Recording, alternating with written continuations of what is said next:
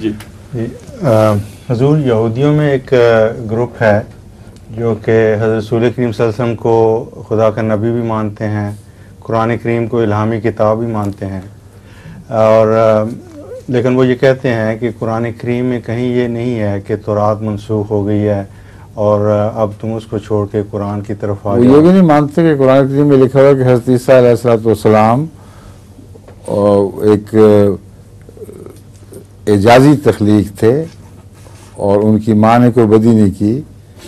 वो इंसान मर्द और औरत के मिलने से नहीं पैदा हुए, बल्कि खुदा ताला ने सिर्फ एक पाकबाज माँ को एक निशान बख्शा। ये कुरान करीम में लिखा हुआ मानते हैं कि नहीं? ये ग्रुप जो है ये मानते हैं इस चीज़। हज़रत ईसा की सच्चाई के इकरारी हैं जी। तो फिर यहूदी कैसे हो गए? वो पता नहीं अपने आप को मुस्लिम यहूदी या इस तरह का कोई लक़ब है नहीं, उनका। ये कोई गड़बड़ वाला मामला है। जी।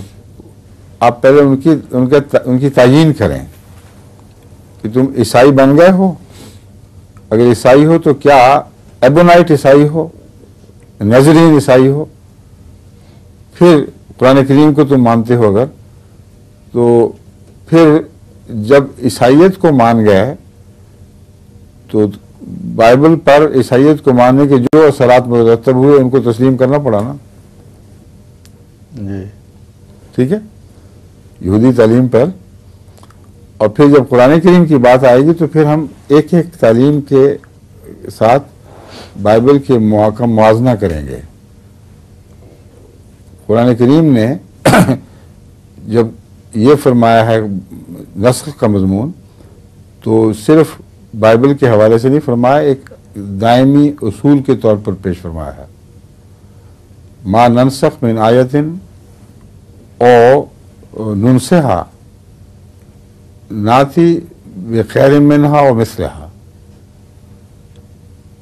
अगर इन हरफों में कोई फ़र्क पड़ गया हो तो इस वक्त कोई कुरान करीम मौजूद नहीं, वरना अब देख लें, इसका हवाला निकाल लें। किसी का ज़ुबानी मुझे अभी वाला याद नहीं, मेरा ख्याल है क्यों नहीं, किसी को याद है बस देख लें, वहाँ जाके पता लग जाएगा, पूछ लें फ़ोन करके। मुराद ये है, लफ्ज़ी तर्जुमा इसका ये बनता है कि हम किसी आयत को भी मनसूख नहीं करते या भुलाते नहीं, सिवाय इसके कि उससे बेहतर ले आएं, या अगर भुला दी गई है और तालीम जिंदा रखने के लायक है तो वैसी ही फिर ले आएं।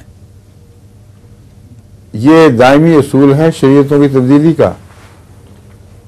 ये उसने गालबन नहीं पढ़ा, वो मुसलमानों ने इसको कुरान करीम पे ही अप्लाई किया हुआ है, इसलिए वो भी मुसलमानों में से उलमा वस्ती तबके के लोगों ने। लेकिन ये जो मजमून है एक दायमी मजमून है, उन्होंने नस्ख साबित करने की खातिर इसको मरोड़ दिया।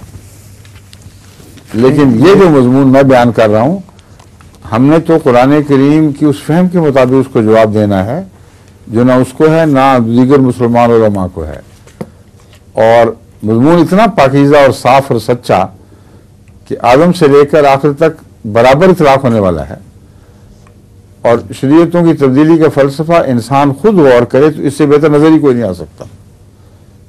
इसलिए इसकी गलत तफसीर की बहस नहीं। अगर ये आयत ना भी होती तब भी कोई अपनी अक्ल से जो तसुबात से पाक हो, शरीयतों का मुकाबला और नई शरीयतों का आना और बाज़ों को मिटाए जाने की बहस करता तो इसी नतीजे तक पहुँचता। इसके सिवा नतीजा निकल ही नहीं सकता कि शरीयतें तब्दील हुई हैं दो उसूलों पर, या बेहतर को लाया गया तो फिर मिटाया गया, या अगर तालीम जिंदा रहने के लायक थी लोगों ने भुला दी थी तो उसे याद करा दिया गया।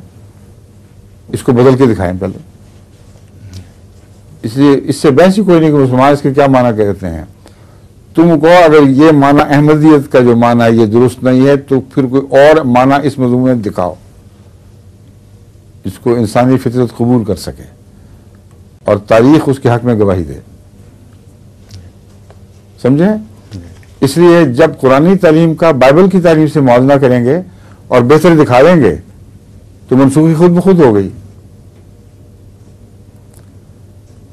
तालीम तब्दील हुई है और मनसूखी वो क्या कहता है? समझ गए? वो जो एक आयत पेश करते हैं वो कहते हैं ये कुरान करीम में है, कुल या अहलल किताब लस्तुम अला शैन हत्ता हाँ तुकीमु ये तो तौरात। हाँ ये मैं बकैत दफा बयान कर चुका हूँ, तो कोई ऐसी बात नहीं है। सिर्फ अहले किताब की बात नहीं कर रहा, कुरान करीम दूसरे भी हवाले दे रहा है कि हर वो शख्स जो ये भी है वो भी है वो भी है, अगर वो अपनी तालीम पर अमल करता है तो कम से कम वो सच्चा साबित हो जाएगा कि मुनाफिकत नहीं है। और अगर वो खुदा ताला यौम आखिरत पर भी ईमान रखता है और खुदा ताला के सामने जवाबदेह होना समझता है, फिर अमल साले करता है, तो उसको कोई खौफ नहीं है। ये वही मजमून है वहां भी। कुरान करीम कहता है कि तुम बाइबल की तालीम पेश करते हो, तुम अपनी सदाकत का तो पहले सबूत पेश करो। जिस तालीम को सच्चा समझते हो उस पर अमल क्यों नहीं करते? पहले अमल करके दिखाओ, फिर बहस का हक है, उसके बगैर नहीं है। जिसको तुमने तालीम को नजरअंदाज कर दिया अमली जिंदगी में, उसको पेश करने का क्या हक है तुम्हें? वो ये मजमून है। ठीक है, अस्सलाम वालेकुम।